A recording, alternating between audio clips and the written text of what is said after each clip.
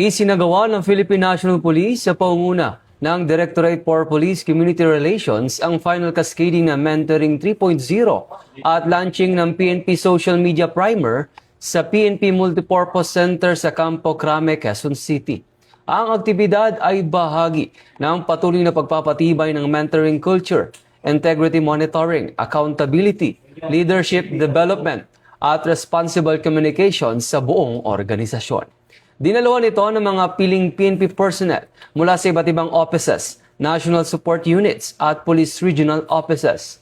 Sinimula ng programa sa invocation na pinangunahan ni Police Colonel Julius B. Cruz, ang officer in charge and chief of staff na sinundan ng welcome remarks mula kay Police Brigadier General Marvin Joe Saro, ang Deputy Director ng DPCR. Ipinaliwanag naman ni Police Major General Roderick Augustus B. Alba, ang Director for Police Community Relations at Chairman ng Preventive Approach Committee, ang rasyonale at objectives ng aktibidad. Ang Mentoring 3.0 program ay nakapaloob sa PNP-focused agenda, partikular sa ilalim ng Integrity Monitoring Pillar bilang preventive strategy sa loob ng PNP Internal Disciplinary Mechanism.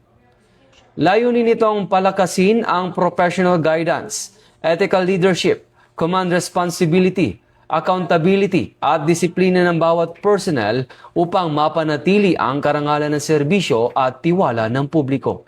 Bahagi rin ng programang audiovisual presentation para sa Mentoring 3.0 at PNP Social Media Primer na naglalayong gabayan ang mga PNP personnel sa mas responsable, maingat at profesional na paggamit ng social media.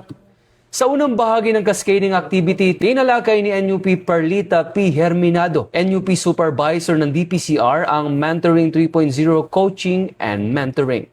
Binigyan din dito ang mahalagang papel ng bawat leader bilang mentor na gumagabay, nagtuturo at tumutulong sa paghubog ng kakayahan, karakter at kumpiyansa ng kanilang mga mentee.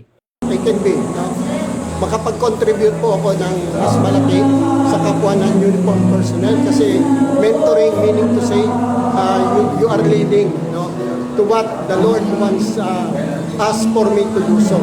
So my learning here will become an instrument also, not necessarily na ako yung NUP supervisor, ako ay ano bang masasabi natin, ako ay matagal na sa Police Academy, but then still I need learning. Tinalakay naman ni Police Major Jerry S. Garcia Jr., ang Action Police Commission Officer ng PNP Chaplain Service, ang Mentoring 3.0, The True Leader's Heart. Nakatuon ang bahaging ito sa values-based leadership kung saan ang isang mentor ay inaasahang gumagabay ng may wisdom, integrity, malasakit at commitment sa paglago ng kanyang mentee. Nakakatulong mentoring sa ating tao with regards sa kanilang personal at official na buhay, may malaki. Kasi kung hindi natin sila i-mentor sa tama, maaaring maligaw sila ng landas. Naniniwala po ako na there's no such thing as monopoly of knowledge, kaya nakakatulong po ang mentoring sa pag-unlad ng isang kawani ng isang organisasyon dahil nagiging instrumento ito upang matuto ang bawat isa't isa sa mga bagay na maaaring makatulong sa mga inisyatibong ipapatupad na mag-aangat sa antas ng serbisyo o ng kanyang mandato. Lahat po tayo ay may kanya-kanyang natutunan base po sa mga personal at aktual na karanasan. Isinagawa rin ang forum with panel discussion sa talakayan mas pinalalim ang pag-unawa ng mga kalahok sa kahalagahan ng mentoring bilang instrumento ng disiplina, leadership development at institutional accountability. Before we can inspire others, syempre we must first commit ourselves to continuous learning, self-improvement, personal growth. As we grow, we have the responsibility to help others grow.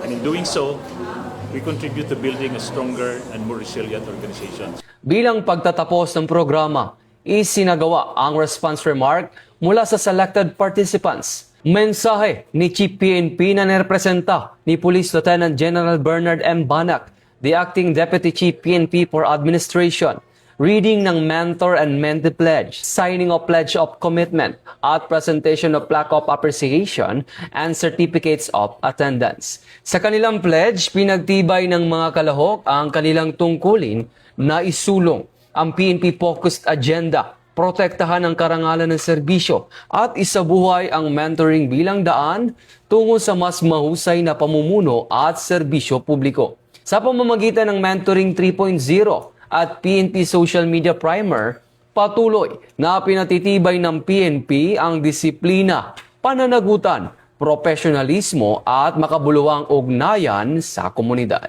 Mula dito sa PNP Multipurpose Center, ako si Patrolman Edwin Baris nagbabalita para sa Police News Network. Alagad ng batas, tagataguyod ng Balitang Pulis.